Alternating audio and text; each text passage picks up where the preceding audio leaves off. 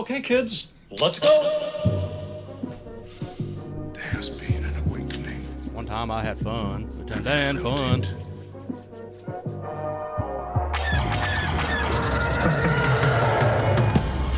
Hello, what have we here? These guys are so funny. Hello. Holy shit. It ain't C3 penis face and R2 dickhead. Hello there. Looking? Found someone you have, I would say. May the force be with us. Fucking A. On today's episode of Rogue Squadron, Mopar remains pissed again, and Commander Cody tells others to shut the fuck up. Good day, Galaxy! Today, never before seen, we complain about everything and predict everything else. It's never happened on the podcast before. It's true. One night only. One night only, on this day, forever fourth. Forevermore. Quoth Mopar, nevermore. So, In standard Rogue Squadron fashion, last week we said, how is there not a goddamn Boba Fett trailer out when the show premieres in 2 months? And then, hey, good thing we pushed the recording date by a day because this morning, the trailer released for the Book of Boba Fett. Yeah, has so arrived. we can break that down here. Oh, man. That'll definitely be happening. Yeah, clearly it was upsetting. I can't believe the show's happening in the first place. I hate it. mean, it's Disney's bad. making horrible mistakes. Star Wars is dead. But for some reason, I'm here hyped about the trailer. Nonetheless. Yeah. I wonder if there's anything. You seem indifferent about this. I'm concerned about you.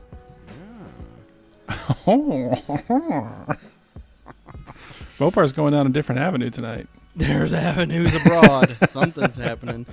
Yeah, so we'll break it down. Obviously, I threw together one question that I'll ask Commander. Is Boba Fett in this show? Will yes. he? Okay, great. I Um, will watch it then. Yeah. I mean, outside of that, there hasn't really been much over the past week. But obviously, Boba Fett will give us plenty of talking points for this episode. Yes. Update: I'm still getting through Padme's book. You and I gamed a little bit. Battlefield. Yep. It was good. It was nice to get back to Battlefield 4. Yeah, it cracked open 4 again for the first time in a while. I was digging it. It's difficult, you know. It's hard. I feel like the people that still play that game regularly are like experts. My game was having some trouble loading, but once it actually like popped open, it was a lot of fun, man. Just the loading screen with the map preview and the music and everything was totally bringing me back. Circa 2014 vibes. It was great. Yeah. You know what, actually, now that you say bringing it back, I did see I think it was a TikTok of like an old video of a guy starting up an Xbox for the first time from like 2000 whatever 2 or whatever. Yeah, you said that. God. I was like having like flashbacks as I was watching that. I was like, Yeah. dude, I used to remember just the hype of getting home from school and just turning it on and just whoa. And you're like, we're fucking here, bro. 50,000 bytes, dude. Forever. 50,000. Forever. There's unlimited bytes. Yeah. Well, I've been playing KOTOR, so every time I fire up the KOTOR backwards compatible, it plays the Xbox original intro video thing. Is that how it does? It runs its own Xbox emulator and then runs KOTOR on that or something? Is that how it works? Yeah, I think so. You click it, and there's like a beautiful like wallpaper of the version of the cover art, and then after a few seconds, it cues like the Xbox startup video. Yeah. Then it goes in like it's an emulator of sorts. So, I don't know. That one was pretty iconic. I feel the GameCube was pretty iconic as well. Yeah. And then I think the original PlayStation one, just Really? that startup sound. Yeah, I'd have to. I can't really like emulate it. I have to play it. But I feel like that original PlayStation startup sound, that was iconic, man. I think my top 3 would have to be. It'd be the original Xbox. I've always liked the original Sega, and that was Yeah. it. Sometimes, yeah, and then that was all of it. It would just Sega, and then and you jump into Sonic or whatever. That's a classic one. Go for I it. never Yeah, had a wanna Sega, so I this. forget it. Move you control fucking panel. All right, let's see what happens here on this Sony startup sound. Oh wow, yeah, it's a good one. I don't know if you guys can hear this, but I'm just playing the first PlayStation startup. Man, it's long. Yeah, it goes on, right? Like you're landing on an alien planet. Yeah, Like that's how long it is. we're definitely arriving somewhere. I dig it. I remember that. I just, all the days of Final Fantasy and everything I used to play, that was always on PlayStation 1. Yeah. So that was a classic startup sound. No, I can see how that. I mean, it holds up. To be honest, it's cool. Yeah. I'm actually blanking. You said Sega, and my first console was Super Nintendo, and I'm actually blanking on if there was a Super Nintendo startup sound. Mm-hmm. I don't even know if there was. The ones that stick out for me are PlayStation 1, Xbox One, and GameCube. Mm-hmm. And to be honest, I don't think it was. Now that I say that, I don't think Sega actually had it. Sonic was a Sega game, so it might have been at the beginning of the game. It would just say Sega, and then it would go into the game. Because okay. I'm specifically remembering it being a part of Sonic. So I doubt Sega actually had its own. I'm just misremembering. Yeah, I feel like those old games were just like you started the console and the game played. Yeah, exactly. And then once you get to the PlayStation era, it was like we're gonna promo the console that you're actually playing on right now before the game starts. Check this shit out. And then it went to a whole operating system. That was like the coolest thing for me about getting the 360 for the first time was like there's an entire console and like menu system and everything before you even get into the game. It was fucking awesome. I do remember the Xbox. So I remember the Xbox, the first one, being so groundbreaking because you could play music separately from your game. So if I wanted to throw on, like we were just talking about Black Sabbath, throw on Black Sabbath and then open your game, and you'll actually be able to listen to Black Sabbath while playing your game. And it was like, dude, I can't handle this. This is so cool. I can go like shoot Halo, play Halo, and all of it. Sad but true. I don't know if we ever did that with KOTOR because we always just had like your sound system on in the basement back in the day. Oh yeah. But I remember vividly that we were playing World at War Zombies when the Zombies first came out, and I would always have music playing on the 360 in the background while we're slaying zombies because there was no music in that first map. It was just silent zombie slaying. I don't remember that. Yeah. There was like a sound effect, but like with the round transitioned every round. But I would always turn on like heavy metal while we're slaughtering back then. God, I really want to play zombies like right fucking now. Let's do it, dude. Boba Fett, who? Fuck 'em. We'll go back to like the original? I'd play any of them. Whatever's still playable, I don't care. I was never that good. If you go into the newer ones, I'm sure they're fucking hard. Yeah. At least if we go to a classic one, I'll partially remember the map. Any COD fans that are listening, if there is a like penultimate version of zombies that everyone like loves, let us know. Because I played the original, and then for Black Ops, there was a couple new maps, and then they brought back all the original maps for Black Ops Zombies. Those are the only two that I ever played. World at War. Didn't we play? There wasn't there one for World at War? Yeah, that's the original Zombies. Oh, I was thinking that was the second one. Okay. No, that was the OG World at War. And then, yeah, like I said, so Black Ops brought those maps back. They had a couple new ones. I remember playing in the Pentagon a lot. It was fun. And there was like a Russian space shuttle base that was a lot of fun. Mm-hmm. But yeah, no, they've done it. They've kept doing it. Like every other year, there's a zombies for Call of Duty. I just don't remember, what's what. So let us know. I think FedEx has been playing some zombies on one of the newer CODs. So fill us in, dog. Hit them up. Yeah, just all that stuff. I mean, I know we kind of halfway shit on Call of Duty, but there's a lot of aspects of Call of Duty that's really fun. A lot of just simplistic gameplay. It's just straightforward. Do what you want. And like gun game, I love gun game. It was so fun and so like stressful at the same time. And I know Battlefield has that, but no one really plays it. And the guns are so customizable, and there's so many aspects of the guns in Battlefield. I think it's too deep. You don't need all that. Gun games just shoot and keep going. So yeah, I mean, there's a lot of nice things. You know, even if Call of Duty's a little more simple on the ground level, there's you guys know what the fuck I'm talking about? Yeah. Well, off that note, man, I've been talking about Halo Infinite for a couple episodes now, and I'm looking forward to it. I haven't played Halo in a long time. Since I saw beta footage, I've been just looking up videos about Halo Infinite and, you know, people that are fans of the franchise that are just excited for it. And the vibe that I'm getting is that the best Halo game before now was Halo 3, and that was 2007. Again, I'm not well versed. I haven't played since Halo 2, but that's the vibe I'm getting. Is like everyone, as far as like the storyline, the campaign, the multiplayer, like Halo 3 was the last like best Halo. So people have been waiting a long time for this, and it got pushed back. I think like a year and a half over the course of the development cycle. It's been pushed back a couple times. So people are looking forward to it, and the beta was like very, very overwhelming, like in a good way. It performed very well. It was not a glitchy fuckface mess like Battlefield was a little bit. Yeah. So just there's hype around the game in general. So I'm looking forward to it. And I thought of that because you were talking about customization and customizing weapons and everything. And I always forgot that Halo was like, you start with the pistol and the assault rifle, and then you have to pick up guns around the map. I haven't played an arena-style shooter.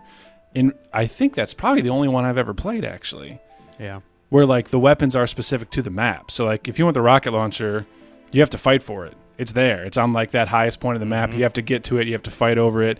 You can't win based on, like, how good you customize your class and, like, your perks and everything. Like, it's totally gunplay friendly. You have to, you know. So I don't know, man. It might be good for a change of pace. I'm looking forward to it. No, it's a good point. So I randomly just Googled Halo games ranked, and what website I'm on? Game Rant. They actually have them all ranked, and I'll give you the top 5. So they actually have Halo 1 as number 1, which is actually kind of surprising. I assumed Halo 2, so they have Halo 2 as second. Halo 3 is third, so we're going right. That's so weird, dude.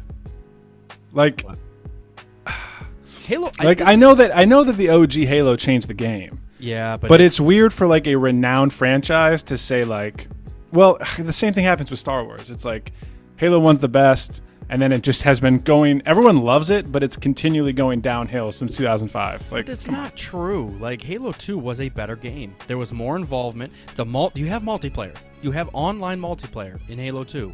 Yeah. Why would you say Halo 1's better? Like, what are you basing that on? The second one's smoother, faster. There's more aspects to it. There's better guns. I mean, every aspect of Halo 2 is better. Yeah. You can dual wield in Halo 2. What the fuck are the people talking about? Yeah. I'm not even gonna answer the rest of these because fuck them. I want. Yeah. Okay, guys. Boba Fett. Not that I know anything about Halo, but yeah, that just seems weird. That's like it. You know, it's just a weird.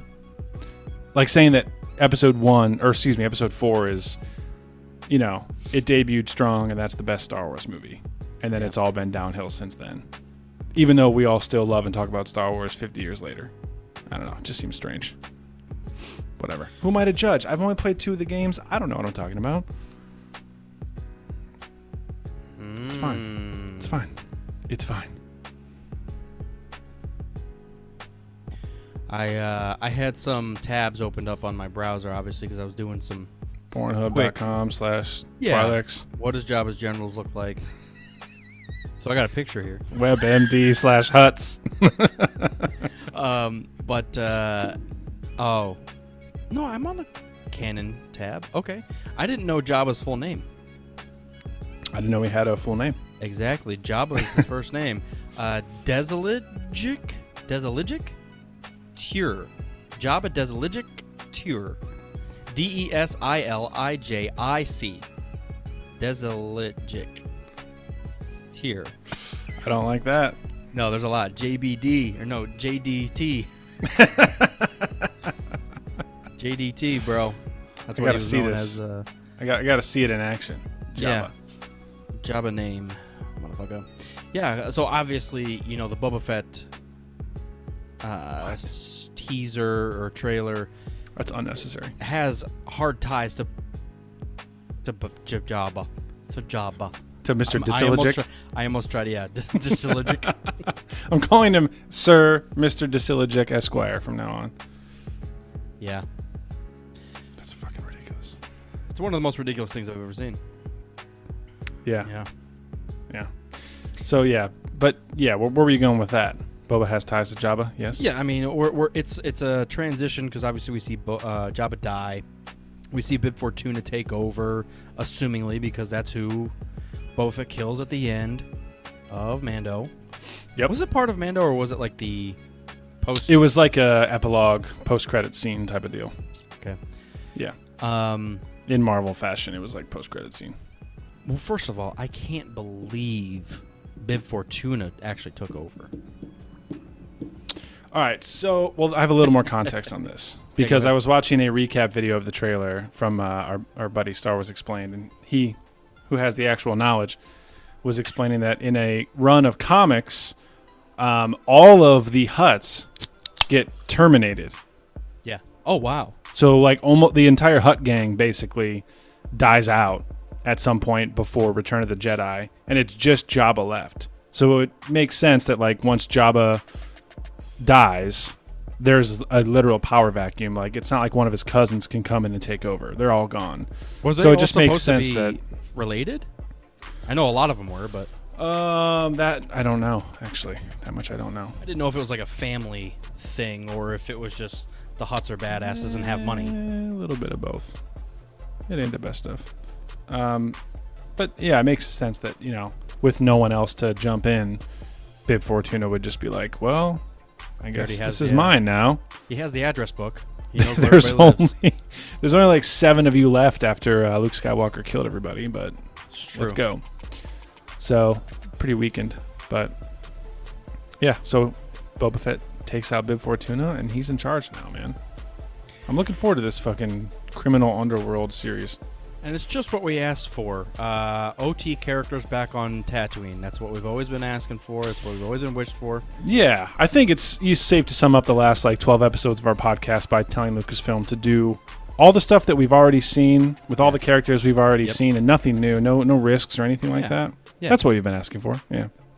Yeah. Kill off an OT character, Bib, with an OT character, and we'll continue from there. I'm such a hypocrite because yeah. I'm excited for this show. Listen. I completely agree. We're just being dumb. I mean, it has to happen on Tatooine. That's what we're familiar with. It has to happen there. Even if, and we'll get into a little bit deeper, but my thoughts are he's going to get things right on Tatooine. They're going to broaden the spectrum with honor, quote, as opposed to violence or whatever. And they're gonna travel. They're gonna take this to other worlds, and I have a feeling that it's gonna be less of a crime syndicate and more of a brotherhood of darkness per se. But I think he's gonna recruit other bounty hunters and be like, "Look, clearly the bounty hunters guild is fucking around, and it ain't worth it. None of it. We're barely surviving, all of us, and we're killing each other off. Let's fucking bind together and make a difference and fucking make bank all at the same time." Yeah. Sorry to spoil it. I mean, I wrote the whole show, so. I mean, we may as well have. I'm just letting you guys know what's going to happen. By the time the first episode, I'm going to tell you what's going to happen. The first episode's going to premiere, and we're going to review it, and we're going to predict the entire rest of the season. And then it's going to happen exactly as we state, but we're going to enjoy it anyways because that's how it always goes. Because that's what I want to see. Yeah. So I think we're going to get a resurgence of Mandalorians as a side effect of The Mandalorian and Boba Fett. Yeah. A resurgence of Mandalorians in Star Wars canon. And I don't mean I mean, So they've Clone been pretty Wars- present in Star Wars. So Oh, I don't yeah. mean that. It's not like they've been ignoring them. In I fact, just there was mean a 3-season or yes. 2 seasons of just Mandos. Yes. But I just mean in the canon itself, because it kind of gets to a point where the culture is a little fractured and they're not as big of a presence in the galaxy as they used to be. So I just mean that I think Boba Fett, Mandalorian, Bo-Katan, all that stuff is going to lead to a little bit of the Mandalorians kind of coming back into their own, which is good. You know, it's one of the most ridiculous things you've ever said. Tell me. Whatever you just babbled on for about a minute on the Mandalorian. I don't know what I even said. I Because think I in may. fact, the Mandalorians have been 99% of Star Wars from the outside of the original trilogy. The clones are Mandos. Now we have 2 seasons going on 3 seasons of the Mando. Now we have Book of Boba Fett, who is a Mando. We have more screen time of Mandalorians than anyone even close. The Well, Rebels- enter my hypocrisy. Yeah. The Mandos have all that's all we've been seeing. Everything, even if it's like the Sith doing stuff, it's to pull the strings of the Mandalorians. Like, oh, we're gonna clone them now, or now we're gonna, we're gonna throw Boba Fett in a thing, and then, oh yeah, other ones. And then even like the Maul stuff, his storyline is the Red Sun and taking over the Mandalorians. Like, Yeah. look, I'm fine with it. I'm just opening your eyes to what you just said, because everything's been Mando for so long. I guess so. And even in KOTOR, guess who we're fighting? I know. That's why everyone loves it. Yeah. It doesn't matter what kind of story you serve me. If the Mandalorians are involved, like, let's go. We're ready. They could do some fun stuff. We'll start digging into this. So, I guess what I was trying to say before you dig into it is, like, I feel like there was a lot of focus on the Mandalorians, especially with all of Filoni's content. But that all seems to be Clone Wars era. All the clones are Mandos, obviously we get that. Yeah. But it feels like throughout the course of like Clone Wars and everything that the factions on Mandalore are kind of splintered and they're kind of infighting and Oh, absolutely. no one knows who's good, who's bad. And then in like the timeline post Civil War, like original trilogy and later, we don't have a lot of Mandalorian presence. I feel like they're very underground. So that's what I'm going for. Is like in the canon, original trilogy era, and afterwards, I feel like there's going to be a resurgence of Mandalorians. And I mean, yeah, they got the formula right. Everyone loves Mandos. Let's go. Yeah. It's fine. No, like I said, I'm not mad at it. I'm just opening your eyes. I understand. So yeah, Underground Crime Syndicate. That's what we've been kind of asking for. We wanted it more on Coruscant, but let's start here and see what the fuck happens, because we've got sprinkles of it, obviously, in like Solo. Yeah. You know, we get the Kira Crime Syndicate, the Red Sun, or no, Crimson Dawn. Crimson Dawn. So It's all good. I mean, possible Kira presence. I just hope some of those factions show up. They established a lot over the course of like Solo and other new material, Crimson Dawn, Black Sun still fucking around, the Pikes. There's like 2 others I think that I'm not really remembering at the moment, but I hope they all make an appearance at some point. Well, so from my understanding, I know Maul got involved with the Mandalorians and kind of split them, and there was like a civil war on Mandalore. But I mean, that's just a Tuesday. I mean, the Mandalorians are fucking each other up on weekly basis. But I know that there was that large faction of Mandalorians that actually followed Maul and started doing like Maul face paint on their armor. Was that Death Watch or someone else? Yeah, I think it was Death Watch. Yeah, thank you. But if you want to get real fucking technical real quick, what was the armorer wearing?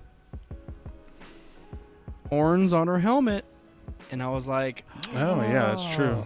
wait a second. So I wonder if she was a part of Death Watch. I mean, at this point, it's probably, 20 years after all that shit happened. So, you go through that, you get some armor upgrades, and then you're like, well, fuck, my side lost, or none of it matters anymore.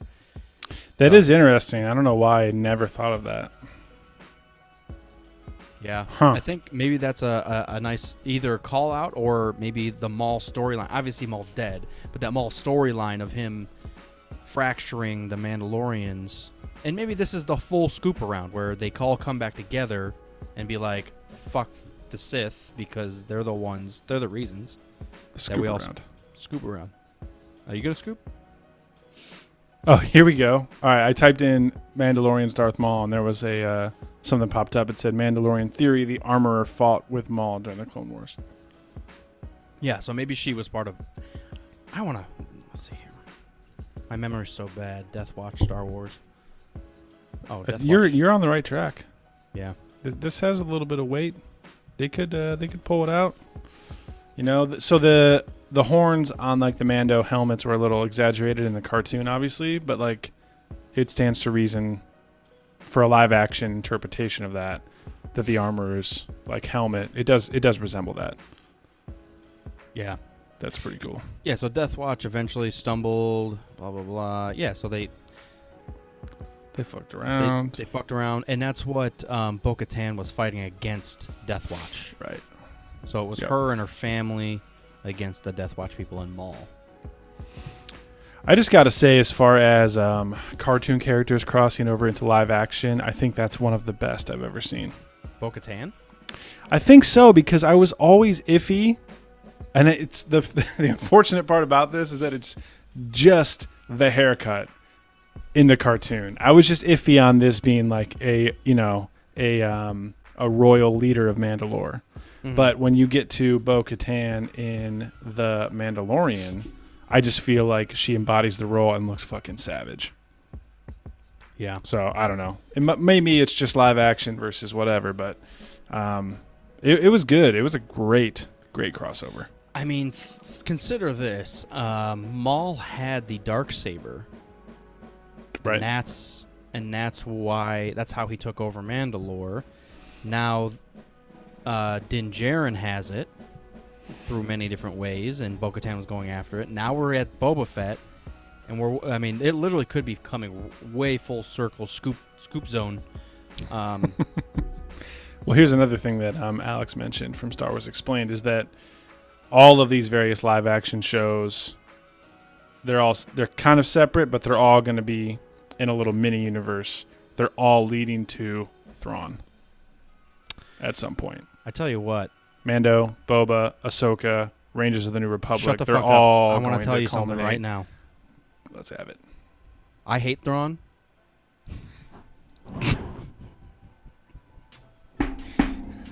That's what you made me shut up about? That was more like I hate Thrawn? I kind of hate Thrawn too. Keep going. No, I would be 1,000% jazzed if all of this was leading up to like a Thrawn drop. Yes. Like I'm talking Mando, Book of Boba Fett, whatever, even the Ahsoka stuff. If it was all coming to the peak of what a Thrawn's empire looks like, I'm 400%. Dude, we're finally going to get an explanation of how the First Order got founded if Thrawn is becoming full circle and going to be a part of the show. Could you imagine that Thrawn was a contingency? Like, he was put in place and like almost promised, hey, Sidious goes out, you're in charge, you got to do these things, take over, this is how you do it. And in doing that, Sidious is setting Thrawn up for failure, and Sidious ends up killing Thrawn when he comes back. Because he's a threat at that point. I mean, that's such a Sidious thing to do, and that's a great way to make me okay with a clone Sidious. If it was all to, hey, why don't you do the work, and I'm gonna have my 10 people work on cloning stuff, and then when I do come back, you will have everything set up and made. That's why there's 10,000 ships on Exegol. Like, if we start answering these questions because Thrawn was in charge and had the materials at his hands, I will be way happier. Because I want to believe in Thrawn. I want it to be good. The stuff that he exists in, I guess. I like the character of Thrawn more than the storylines that I know him to be a part of. That's what I was going to say. There's a batch of characters that I'm like, I like the idea of the character, not so hot on like the storyline or like the book that they came out with. So it would be great to have a revival of them. Like they're remaking KOTOR. Mm-hmm. So Revan's going to be canon. Now, I don't know how true of a remake it's going to be. Is it literally going to be... Are you sure it's not just going to be like a Legends game? Well, I don't know. But let's pretend that it's becoming canon. And let's say like if they maybe adjust some of the story just slightly to fit a particular role. We don't know how close and accurate it's going to be. But someone like Thrawn or like Prince Shizor from those old stories, who we love as a character, like if they are able to fold them in and even change things a little bit with the storyline and like fit them in at different time points. Also, talking about a cartoon to live action crossover, I feel like the actor who voices Thrawn in Rebels would be a fantastic crossover to play Thrawn in live action. Why not? And that has me excited. Yeah, if they can make it work. Yeah, he looks perfect. Once you start throwing a full blue face paint on, almost anyone can be Thrawn as long as he doesn't have a big head like me. I mean, I'm obviously not Thrawn build, but he does kind of need like a tall head. Yeah, you need a long, skinny head. Hey, I'll play Filoni. I'll play Thrawn. He's not 6'100", okay? He can't be. He's 6'100". However tall you are. You know how Chiss are like I'm average height for Chiss. Is that? I think. Is that accurate? I think. Look up Wikipedia. All right. Chiss. Chiss height, average height. Average. Median. Look up median height, actually. That's what you got to go for. 1.7 meters. Okay. 1.7 meters, 2 feet. 6 foot? That's 5.6 feet. See, they're short. All right. Well, that doesn't work out. I'll still be Malik if you want. You can cut my jaw off. That's Sign fine. it up. I'll do that. It's a worthy price to be in Star Wars. Yes. So, long story short, I concur with you. I was never a fan of that original Heir to the Empire trilogy, the books and the overall storyline and Jedi Master Sabath and all that stuff. But as a character, Thrawn and his under guy, I think his name was Grand Admiral. No, not Grand Admiral. What's one rank under that? Admiral Pelion, General Pelion, something like that. I'm very interested in those characters. So let's do it, man. Like, put Shizor in Book of Boba Fett. Like, Black Sun comes into the fold with Book of Boba Fett, and then everything leads towards a Thrawn. Like some weird inner boundary between the fall of the Empire and the rise of the First Order. Super interesting. Let's go. Yeah. Secrets only the Thrawn knew. Yep.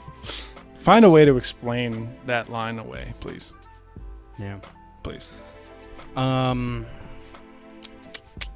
I mean, again, we've been asking for Underground Crime Syndicate, and now we're getting it. So I'm ready. There's no way to be mad at this, and with Boba Fett at the helm of it, potentially, and I'm sure he might be looking at other larger crime syndicates and maybe trying to consolidate into one large fuckery.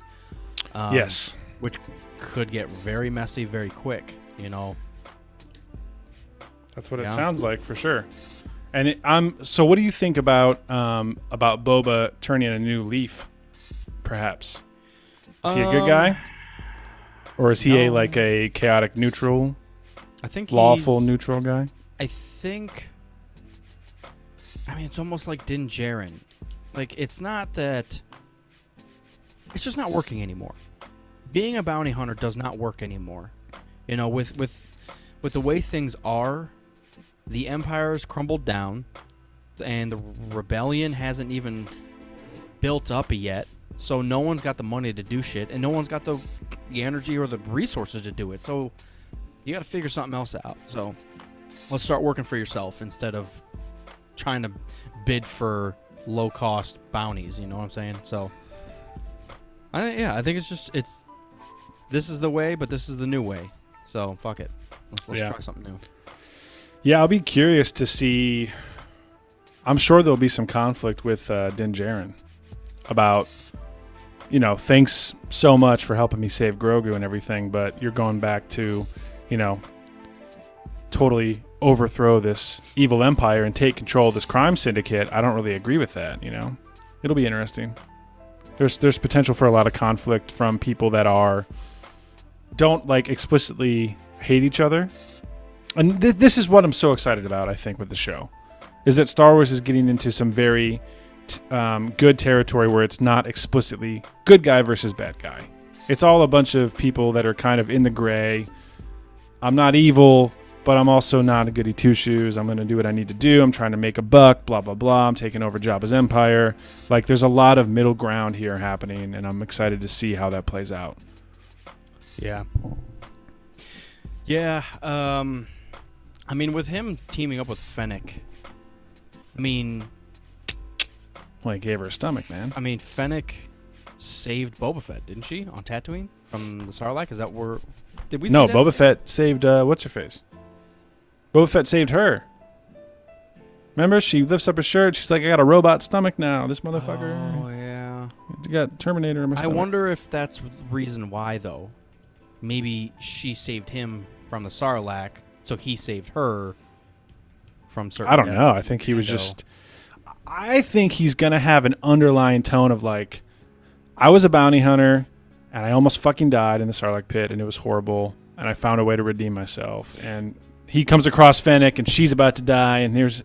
Oh, look, it was me 5 years ago, you know, and he has a soft spot, and he saves her life, and now she's kind of his number two.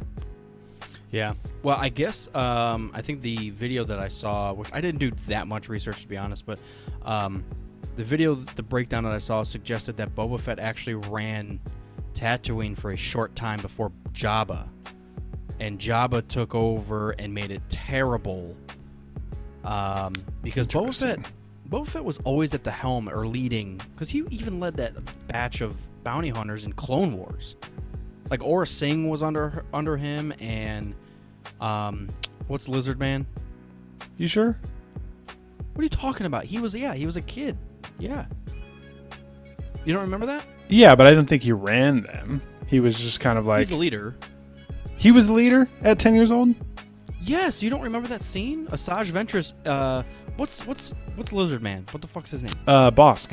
Bosk walks Asajj into their like hideout or wherever they're, and he's like, oh yeah, what are we gonna do, boss? And she's like, that's your boss? And Boba Fett like gives her a fucking stare like, bitch, I'll kill. I don't remember that. I don't even. I thought he was like, I thought he was out to assassinate Mace Windu, and they kind of like took him under their wing. I didn't realize he was like fucking in charge. No, I think you're right. They did that, but then he slowly took over and said, "No, we're fucking doing it. We're doing it this way, and this is how it's going to go down." And that's exactly what happened. I gotta rewatch that arc. So they started, just trusting the kid. Shit, I gotta rewatch that then. So yeah, I mean, he's used to like running shit, and he knows how to do it. I mean, he's a clone. But he's not enhanced, so he is just a. Literally, it's a weird thing to just a say. Mandalorian. Like, you have an advantage by being a clone, an advanced clone, but then there's also a disadvantage, at the same time. That you die in 20 years? You die. His whole line about ruling with, what does he say, respect? Yeah. I was Instead hoping of he fear? said something like honor. Respect is a weird one Did he to say throw honor? out there. No, he said No, respect. that's what I'm saying. I wish he said honor. Because I feel like respect is one thing, but honor holds a bunch more weight, and I feel like is a little more Mando-esque. Like you can have respect for someone. I don't know. I'm just thinking like in war terms. Like if you honor someone, there's a lot more like militaristic stuff tied to the word honor than respect is like, oh yeah, you did a pretty good job, I guess. I respect that. Well, can you honor an enemy? Or can you respect them? Yeah, maybe that's the difference. I would respect an enemy. Maybe honor holds more of a moral weight. Like to honor someone, you agree with their morals. To respect Possibly. someone, it's more of like, hey, I am acknowledging your talents or your efforts. Yeah, something like that. So even though we're on opposite sides, I can respect you. Rogue Squadron Podcast is where you can break down commonly used English terms and blah, blah, blah. New book coming out in next year, Morality as related to Boba Fett. Boba Fett. And Written by us. We know what we're talking about. It just what says does honor mean? it just says Pulpdictionary.com. Written by us. Authors. Us. Us, written by us. You and I, written by all of us, collectively as Star Wars fans. Yeah. What's wrong with that? Well, now that we're getting into it, remember Fennec left Cad Bane for dead at the end of Bad Batch. Yeah. Now, this is one of the meetups I've always wanted to see. Yep. If Cad Bane came across, because I truly don't know. I'm such a Cad Bane fan that if Boba Fett came across Cad Bane and they went fucking hand to hand, I have no idea who'd win. I really don't. It's also a cartoon to live action transition that I wanted to see for a long time. Yeah, and now that Cad has kind of it out for Fennec because she stole that bounty. No, it was Omega. Yeah, because he was hired by who? How was that storyline? He was hired by the Empire to kill Omega? I think so. Yeah. I need to look up. Wait, what? That's not correct. I was gonna look up. What is happening with IMDb? What is happening with IMDb? I just looked up the Clone Wars, and there's like 5 things that are not the main Clone Wars show that just popped up, and I'm just so confused.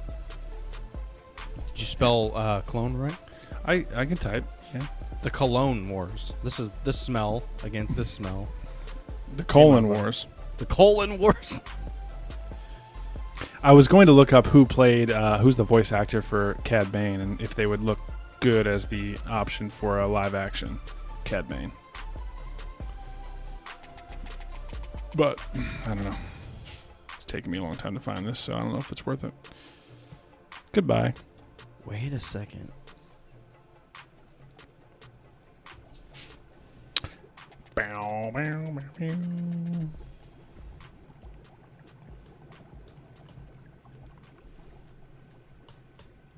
How is Cad Bane not listed on this? That's so weird. All right. Anyways, Are I'm you done with under the that. Clone I don't Wars care or that are you much. Under the Bad Batch. No, it's under Clone Wars. It's okay. It's not that important. I'm sure it'll be great if there is a crossover. The fact that it would happen at all would be awesome. Seeing that fucking Duros murdering people in live action would be awesome. He does not look like a Cad Bane. Oh, well. I mean, they could make it work. Again, he's an alien, so... that does suck, because if, you get so tied to a voice... I mean, I seriously think they could make it work. He wears a big hat, and he's got a blue face, just like the Chips. You can cover it up and make it work. Yeah, that's true. Robis. Robis. Yep. All right. The other thing I was excited for, Book of Boba Fett, which, by the way, why is it called Book of Boba Fett? We'll probably find out. I'm sure we'll find out, yeah. Maybe he writes a book, like fucking Bilbo Baggins. I wrote down Jabba's way versus the new way. And I know we kind of touched on what is this new way and what does it kind of look like. But what I'm hoping to do is get a view into how vile Jabba was, actually. Because we get a goofy glimpse into, hey, haha, throw people down to a Rancor, and hey, we'll just throw people into a Sarlacc. And it's like, okay, I get it. Like, maybe there's some sense of, we do get to see, like, the droid torture, which, take that or leave it. But, if that was an actual torture room, they do imprison Chewie and Han. Yeah. So there's, like, little snippets, but you don't actually see anything actually happen. Right. Yeah. I don't know, man. I want to see Jabba. I don't know how many flashbacks or whatever they're going to do. Even if it's not a flashback.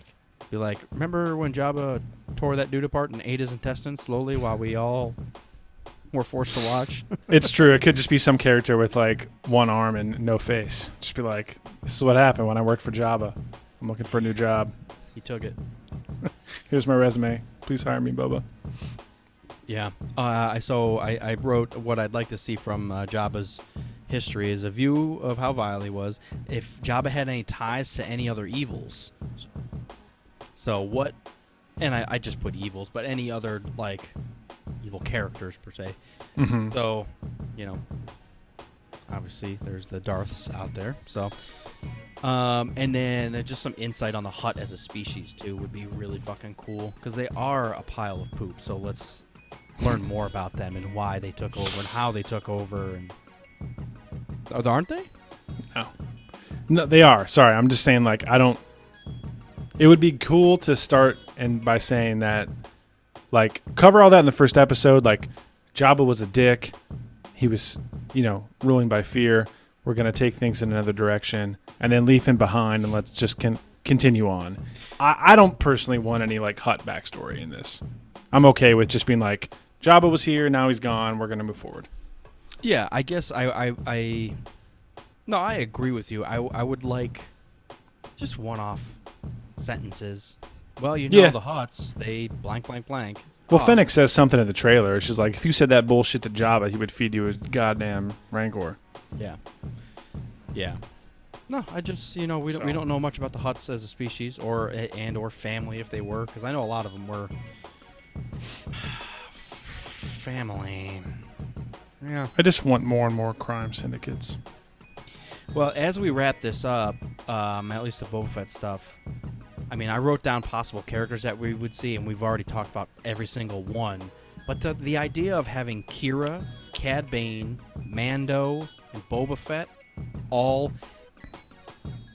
make sense into one storyline is like, fuck. Like this could get fun really quick.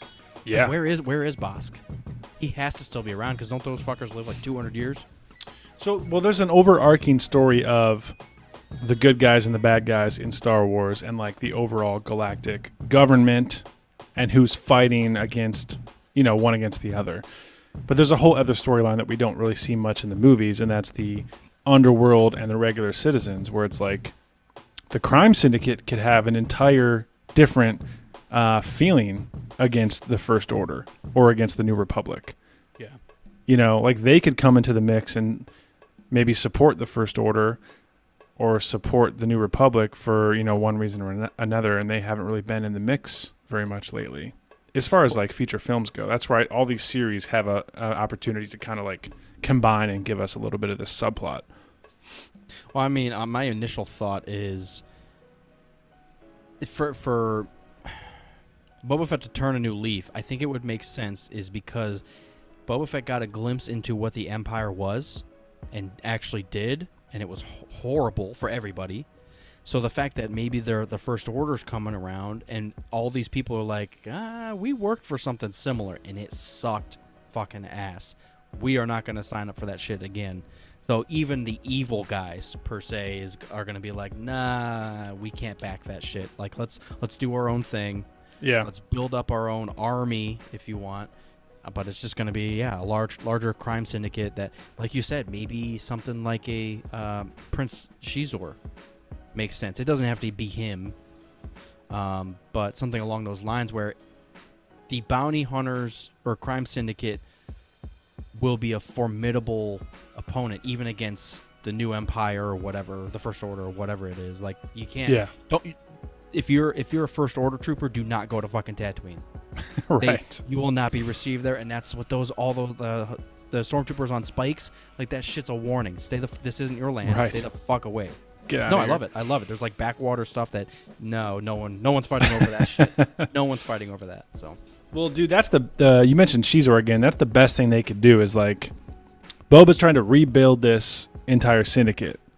It's going okay, but things keep happening in the background. He's getting sabotaged. You don't know what's going on. And then, like, it gradually gets revealed over time that it's Black Sun.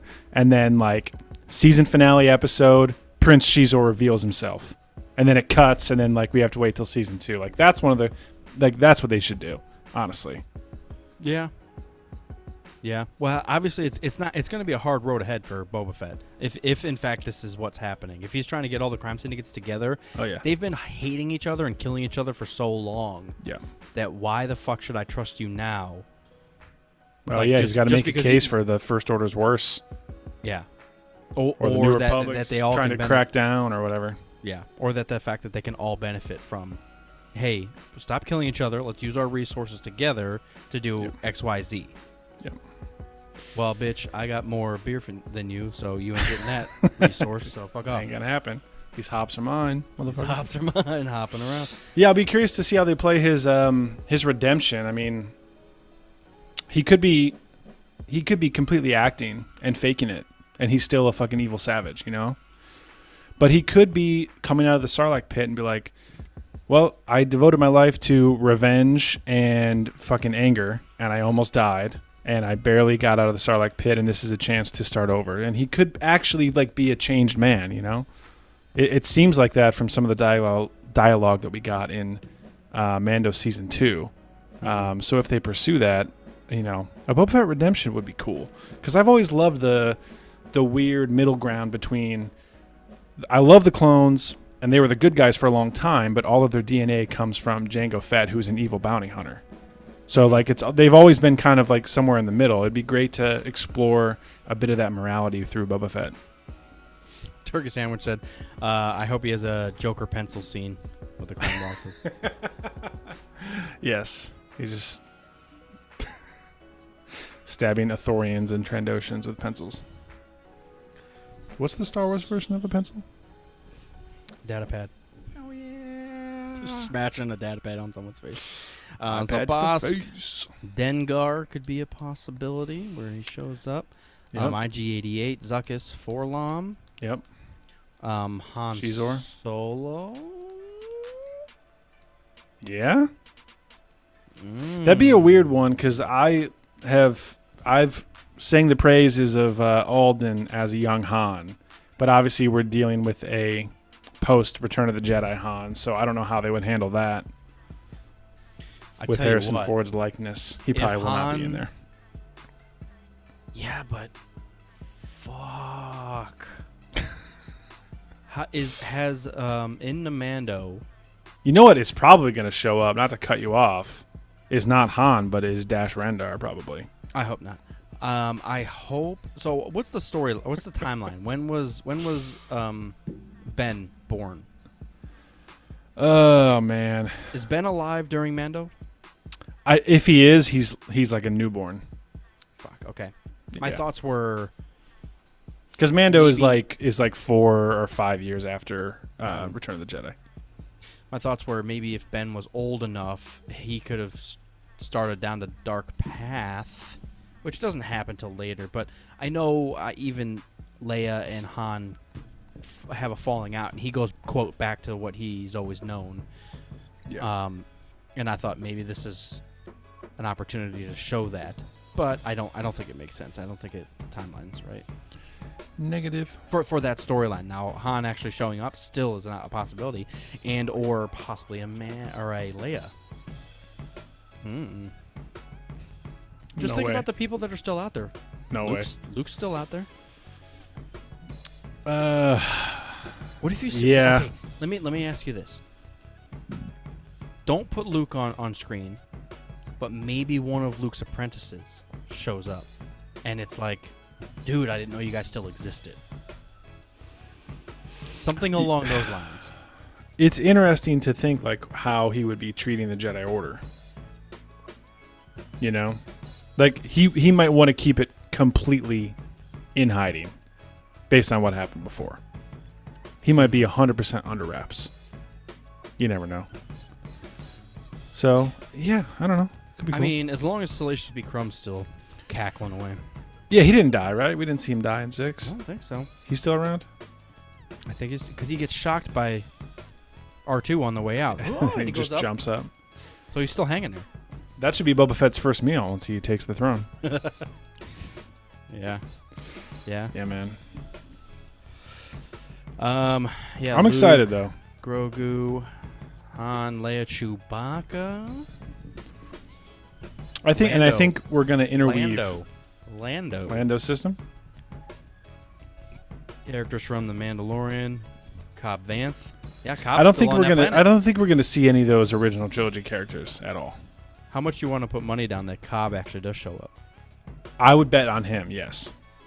Yeah, but like people are still on Tatooine. OT people like Luke, Han, Leia, Lando, I don't think they're going to show up at all. Mayfeld. Yeah, maybe.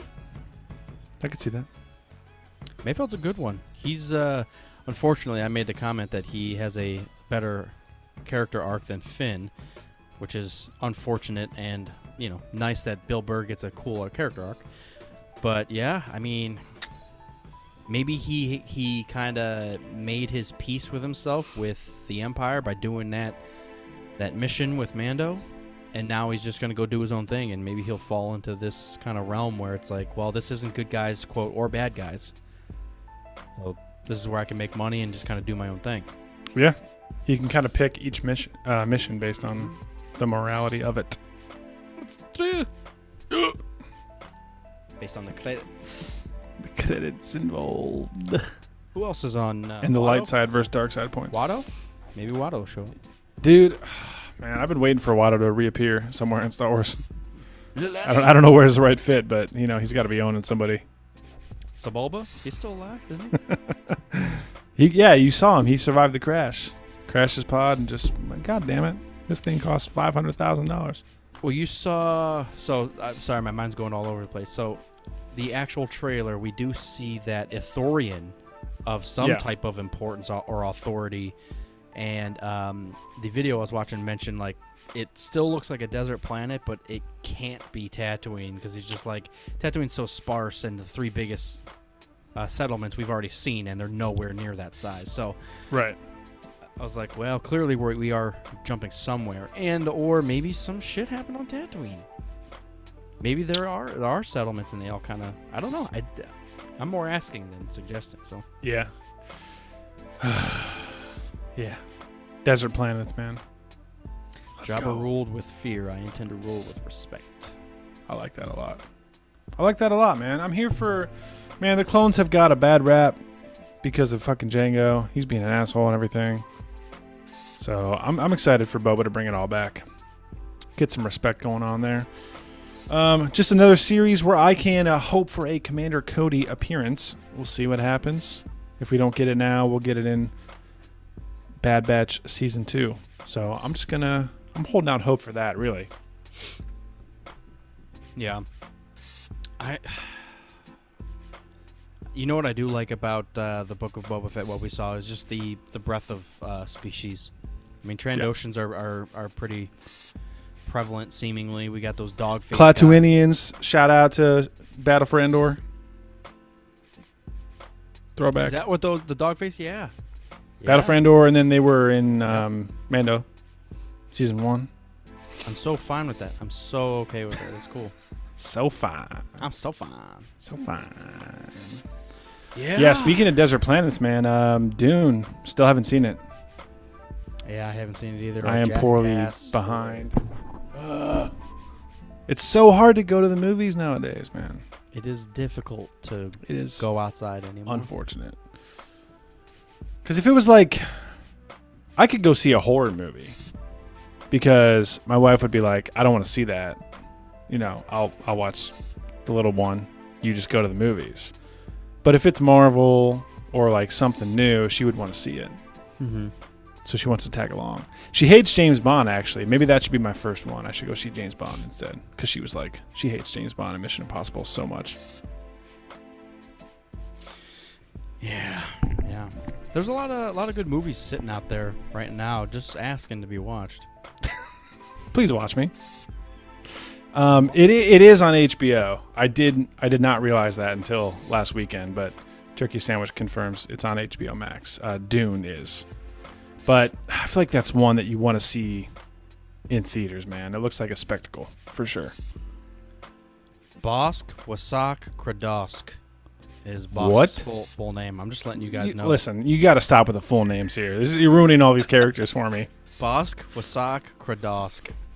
I almost couldn't take Lando's full name. I mean, these are just egregious. Mm-hmm.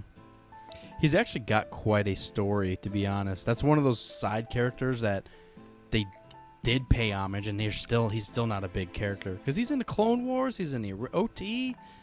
We'll probably see him here. He spans a long. I remember playing the X-Wing miniatures game. That was like my favorite ship.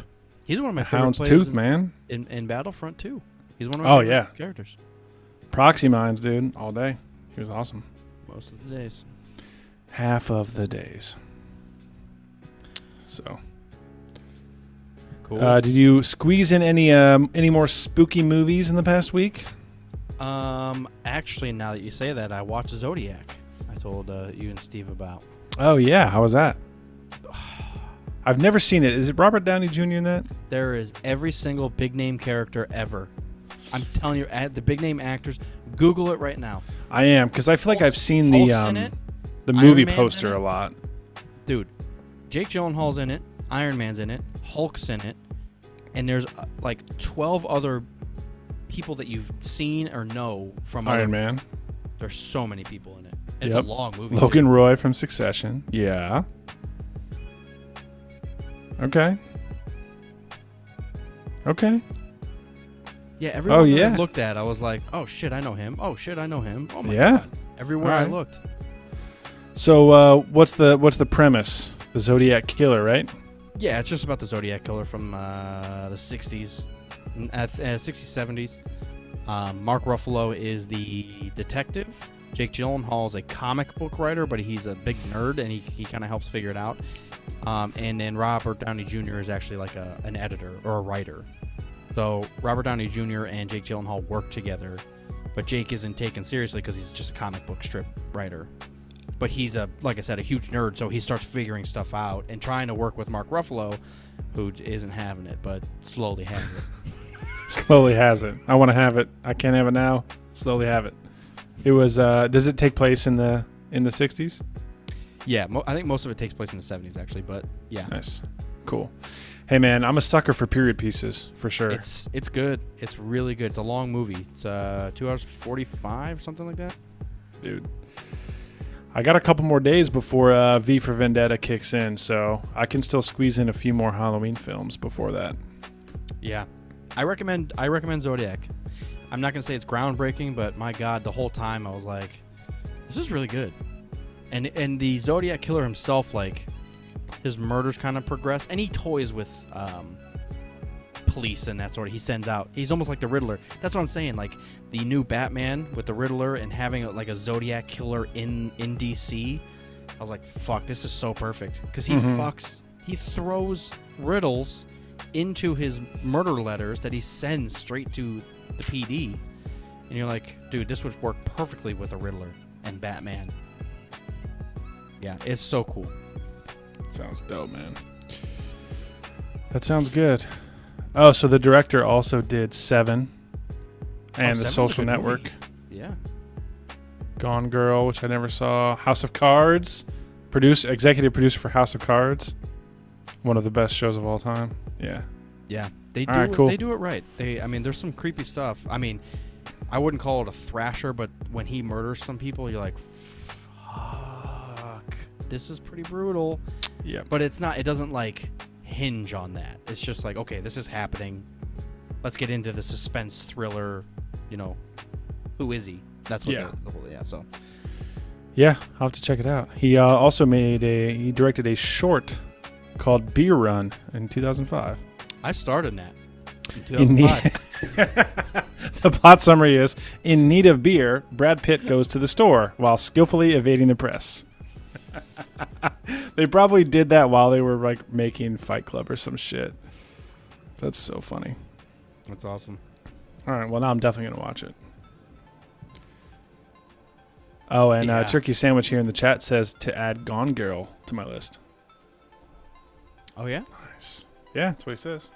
I know that's. I was intrigued when I saw the trailer for that. It's with Ben Affleck, and I cannot remember who else, but it did look good. So I'll have to add that in there. I've been watching Scream. Mm-hmm. So Revenge of the '90s. Their very first episode 2 years ago was Scream 1, and they did Scream 2 this year for Halloween season. And I realized as I was kind of observing the Scream universe, because so the trailer came out for the new one, which is the 5th movie, comes out in January. And I didn't realize there was that many. So I went back and looked, and I was like, I've never actually seen the original. I've never seen any of them.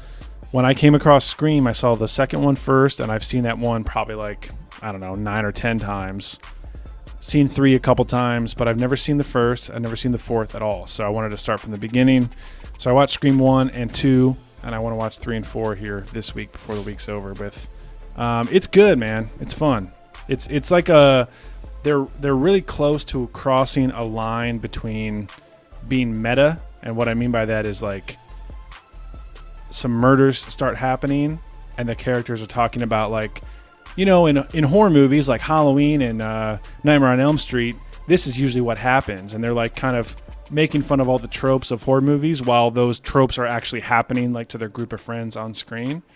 So it's interesting because like they're getting close to it being cheesy, and they're like just right before the line of it being like way too cheesy.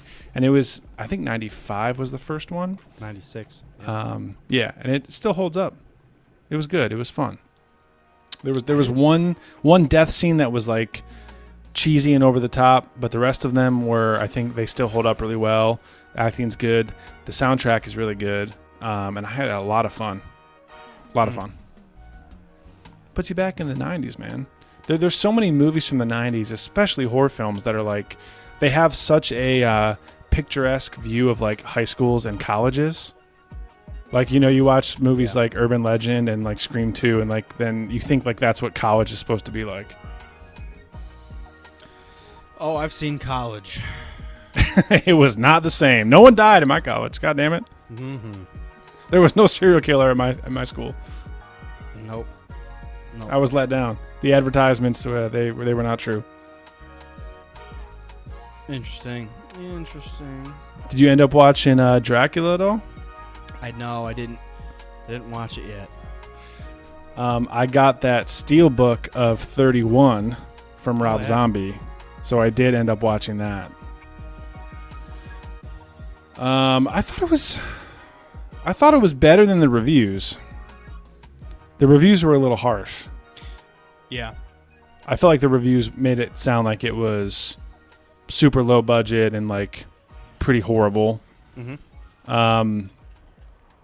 I think plot-wise was a little weak. There was a lot of moments where I felt like they weren't really like making obvious sense of what the plot was supposed to be. Yeah. And there was a couple characters that felt very out of the scenario. Like they all get captured and they get put in this sadistic game where it's like the game's called 31. There's 12 hours. People are going to try to kill you, and you don't have any weapons. There might be some weapons lying around, but you have to either, escape or die within 12 hours. Yeah. And there was like 3 out of the 5 characters didn't have any moment where they were like, oh my God, this is fucking crazy. This is so fucked up. My life is over. I can't believe we got captured. This is horrible. There was so many characters that just, they saw someone die and they were just cool with it, like right away. It was so weird. They were like, this is not some weird thing that happens in the 70s. This is just normal.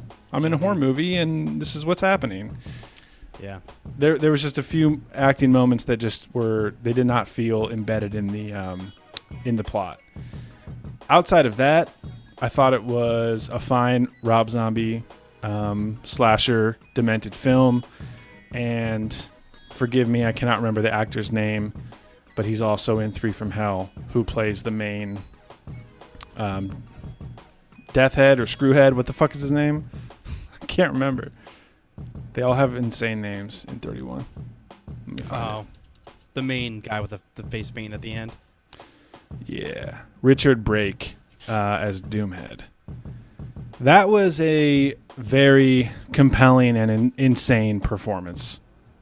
The movie opens with like about 7.5, 8 minutes of him confronting someone that he's about to kill. Really, really good cinematography, and his performance honestly is incrediable. That's what kept me invested the whole time. He's not in most of the movie, is he? I thought he was just like halfway through and then. Well, that's the weird part too. He's in the beginning, and it sets you up, and it's like, oh, this is gonna be the bad guy. Oh, and then wait, he doesn't come back for another like 30 minutes. Yeah. Because I was just sitting there waiting for him to return. But that opening scene, honestly, was like, that was incredible. And there's a lot of good. There's like a lot of really interesting cinematography throughout the film. It just didn't feel. It just needed somebody there, kind of telling Rob, like, "Hey, you forgot to, include a part where everyone thinks they're terrified of being in this game for 12 hours." Yeah. But it wasn't. It wasn't like horrible. Wow, That's I what I just came think. across a Doomhead custom Funko. It's pretty fucked. Dude. Doomhead, Wow. that's his name. Doomhead Funko. That actor is just, he is unsettling. Yeah. And the fact that he's a Wolfman, stormtrooper Imperial officer. Sorry, not a stormtrooper Imperial officer. A Imperial officer in Mando made it even crazier. Mm-hmm. Okay, I want this. Okay, purchased. Correct. I want this Funko. I'll have to Yeah, add to my list. Richard Brake either looks like a psychopath murderer or like a guitarist in a 70s rock band. Who might on the side be a psychopath murderer. Yeah. Maybe a little That's how he writes all of his songs. I went down the river and cut the body in half. No, dude. That's not how it went. Not how it's going. Don't do it. Oh, wait. So I watched that. It was fun. Did he play the Night King too? Oh. Did he? I think so. I think so. Wow. I have a memory of that. Wow. We're learning a lot about this guy real quick. Yeah, it looks like he played the Night King in Game of Thrones. He was a voice in Doom. I never played that one, so I don't know. Interesting.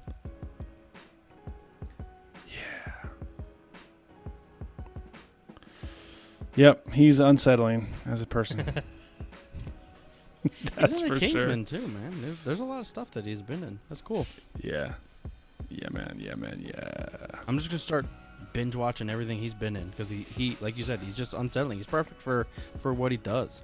Dude, if you're looking to get creeped out and have a little bit of like Stanley Kubrick, it was almost like a Clockwork Orange style where the demented lead character is explaining to you everything that he's going to do and why he's so fucked up. Like that whole opening scene was very much in that vein. So, I mean, it's worth just to watch that alone. I don't even remember the opening scene. Dude. I was captured for the first like 10 minutes. I was like, fuck yeah, dude, I'm all in. And then it went to all the people in their little van and I was like, okay, now I'm a little annoyed. See, I feel bad saying this, but the little blonde girl, she's a little older, the actress, isn't she in like a dress the whole time? You know what I'm talking about? Sherry? Sherry? No, it's not Sherry Moon Zombie. I'm looking her up. Yeah, look it up. I don't remember. There is an older woman who's like kind of leading the little circus troupe. No, it was Sexhead. Oh, yeah, one of the crazy people in the I don't know in the what game. it is. I don't know what it is about her, but I don't. She's not believable to me. She is she's the whore voice of Buttercup in Powerpuff Girls. Oh, that's awesome. That's awesome. That was so weird when I looked that up on IMDb. Because she's the prostitute in Devil's Rejects. Oh. Save all the real fucking for the sheep. Which she actually... That's what happens. That's what she says. Dude. She's actually believable in that. I don't know what it was. Maybe it was, like you said, maybe part of like halfway low budget stuff kind of took away from, the acting. But yeah, whatever. It was just missing like 4 or 5 minutes of something to set it up. Like these people are in a van. They're like carnies. They're going from like town to town doing the next circus thing. Blah blah blah. And they talk about that in the van. Like we need a new attraction. We need a new ride. Whatever. And then all of a sudden they come across like it's nighttime and they're driving and there's a bunch of scarecrows in the road. And somebody gets out to check them out. And all of a sudden they get captured and then they're locked up in handcuffs. And then these people in like Baroque fucking Beethoven outfits are talking about this game that they're going to play. And I was like, I just needed like one scene explaining who is going to capture them and why and what the game is about and what's the purpose behind it. Just like a little throwaway line or something. Yeah, I guess that's their... I mean, you're along for the ride just as the people who are captured. You don't know anything about these True. people. So it's like... True. Yeah. But I know. I mean, sometimes you're just like, just give me a little extra. A little more than what the characters know. Just a little. Hey, I'm in, Oklahoma. Right. Exactly. What state were they in? I don't know. I don't know. How's They shot it in California. Were they in California? I don't know. They didn't tell me. What's their sales tax like? I just need to know a little bit more. Do they have online there? Do they have online? Yeah, I didn't, and I was careful to say, like, I know that I'm one for extra details, So it's not like I wanted them to explain every single thing. I just needed like a little expository. So E.G. Daily, who was the actress we were just talking about, who does Buttercup, also does Tommy Pickles from Rugrats. We're getting somewhere real quick. Well, that gives that movie a whole new meaning then if I rewatch it. Yeah. It's crazy how you go down these rabbit holes and you're like, oh, yeah, Sex Head? Yeah, that's Buttercup and Tommy Pickles. It tracks. Ain't the best stuff. Good deal. So it was fun. You know, it was worth it. I'm a collector of like bulk series and things. Mm-hmm. So I got the Steelbook because I wanted to start collecting the Rob Zombie kind of array of films. So I'm glad I got it. It's not one of my favorites, but it will start the collection, and that's all that matters sometimes. Yeah. Speaking of DVD collections, I will give you guys a kind of an update on owning the new Xbox Series S. Sometimes I'm like, man, I wish I'd just be able to throw a DVD in this thing, but I can't. It does, because I don't have a ton. Well, I actually do have a lot of DVDs, but most of them I've been slowly buying digitally when they're on sale. Yeah. But sometimes I'm like, fuck, I have like the full Dark Knight series all on Blu-ray. I can't watch that right now. I'd have to. Yeah. It does suck. And then the memory is super limiting. I will It sucks. It sucks because I can only have like 4 or 5 full games downloaded. I'm glad you mentioned that because I've been thinking about. I want to get a new console. I want to wait till Black Friday, and I was thinking if I want the X or the S. Yeah, I mean the S for what it is. I mean it's hard to pass up if you can't get your hands on an X. The S, I mean it runs so smooth. It's nice. There's Tiny. a lot of good aspects. But if you can get the X, I would just get the X. I'll keep that in mind. The number one thing is memory.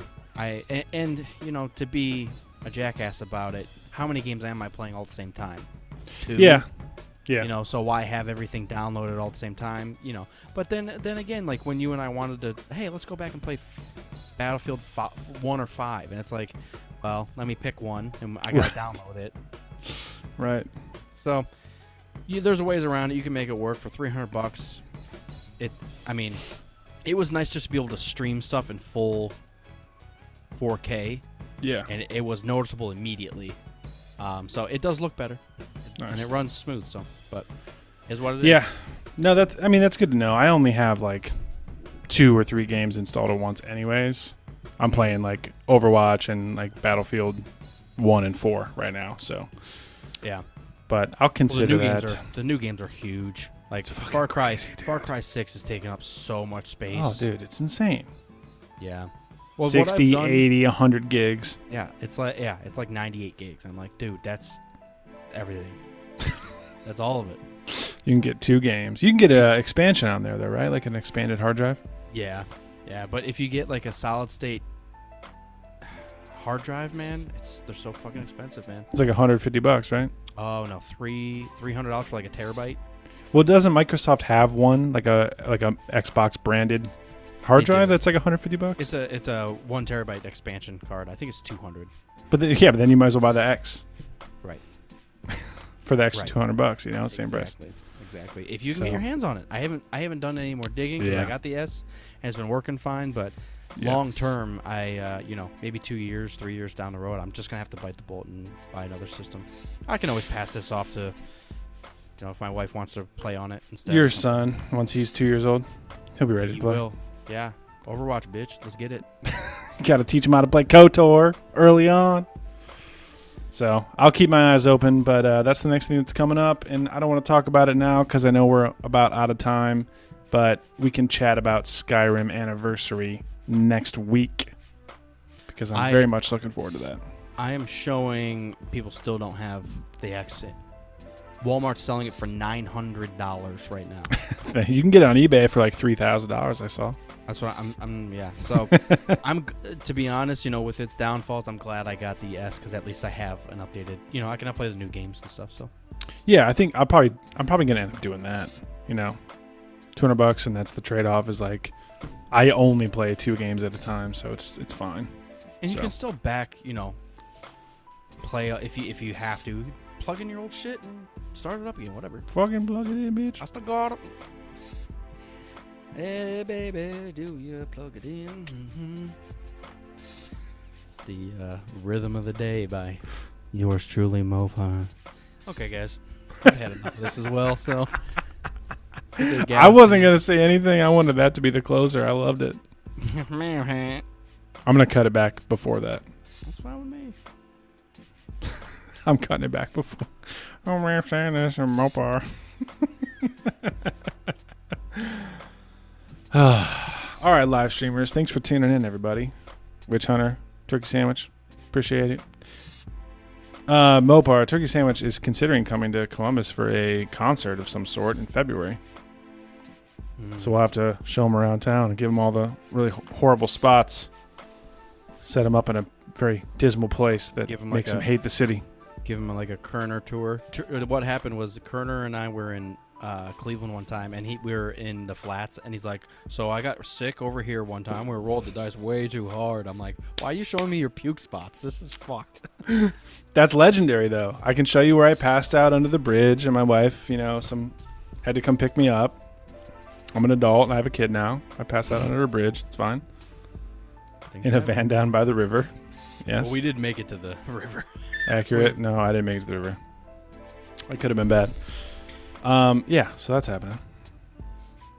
Cool. All right. Goodbye.